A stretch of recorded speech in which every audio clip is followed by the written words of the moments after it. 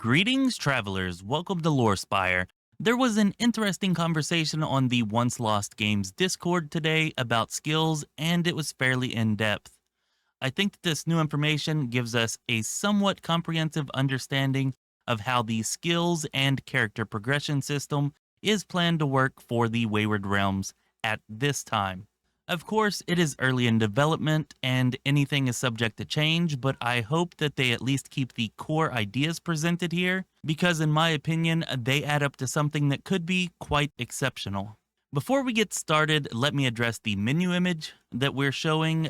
It's a mock-up that shows what the character tab of the menu system of the Wayward Realms could look like.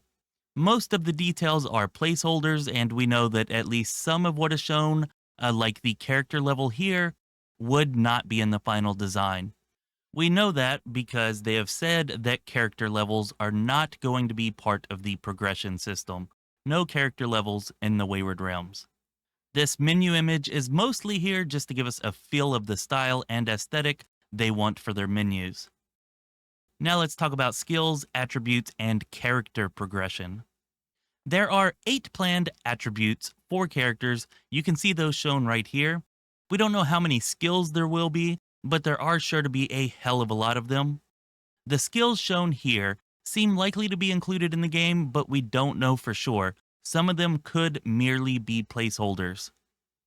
It is planned for there to be a kind of feedback loop between skills and attributes as you level your skills. Increasing a skill's level enough times will increase the attribute that skill is connected to. Then, with that attribute being increased, the skill it is connected to will become more effective, incentivizing you to use that skill more. For example, let's take the heavy weapon skill shown here, and let's say that the skill is connected to your strength attribute right here. If you attack enough times with a heavy weapon, then your heavy weapon skill increases. If you increase that skill 3 times, then your character's strength would increase by 1. Of course, we don't know how many times you actually have to increase your skill to improve an attribute, but you get the idea. So if you want the strongest possible warrior, you would pick all of the skills you could that are connected to the strength attribute. If you want the fastest possible thief, then you pick all of the skills connected to speed, and so on. Also, increasing your attributes is not the only planned benefit from increasing your skill level. There are also perks planned for each skill, and Once Lost Games wants these perks to, when possible, be actual abilities and maneuvers that can be actively used by the player.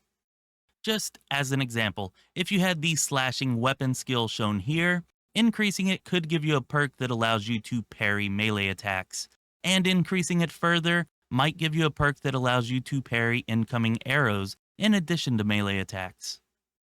Now, at character creation, the plan is to have the player choose some major and some minor skills for their character. Major skills would likely start at a higher level than minor skills, and minor skills at a higher level than all other non-chosen skills, referred to here as auxiliary skills. Skills would also be capped according to this designation, with major skills being able to reach max skill level, minor skills would be capped at a level below max, and auxiliary skills would be capped at a level below minor skills. We don't know what these levels would be, but let's just use the levels on this mock-up for simplicity's sake, even though they are probably just placeholders and not what we should expect the final in-game values to be. Using these numbers, that would suggest that a major skill would start out at level 50 and max out at level 75, minor skills start at level 25 and max out at level 50, and auxiliary skills start at less than 25 and max out at 25. At this point, it already sounds like a good system and I like it, but there is still more to it. To my mind, this next part is the most interesting part. Notice the empty slots here. At first, I thought that these were probably just placeholders, but it turns out that that may not necessarily be true. Once Lost Games' current plan is to have the players pick a few major and minor skills at the start, then as you play, you will be able to use other skills to test them out and see if you find them useful for your character, if you like the way they function, and if they fit your build idea.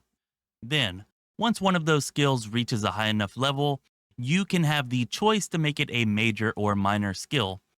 So, you can start off with some core skills for your character build, but then you get to test out others before adding them to your build, allowing your character to grow and figure out their own path more organically. Let's imagine you start off with the idea of some light armored berserker build that uses a shield and sword, but as you play, you find that sneak and parkour are skills that are fun to use and naturally fit what your character already is.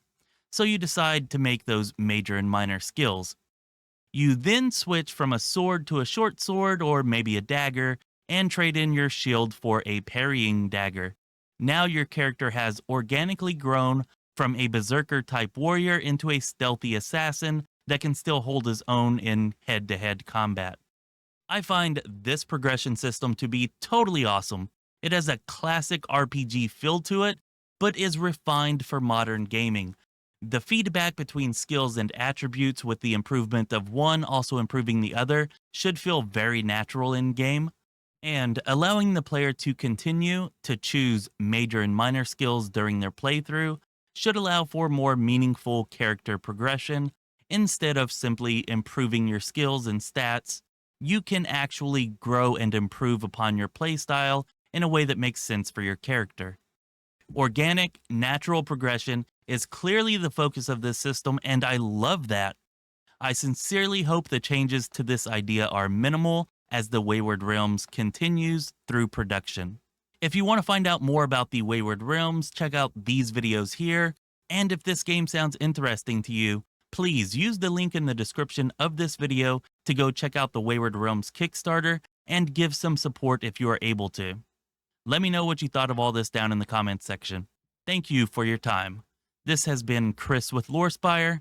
Be well, my friends.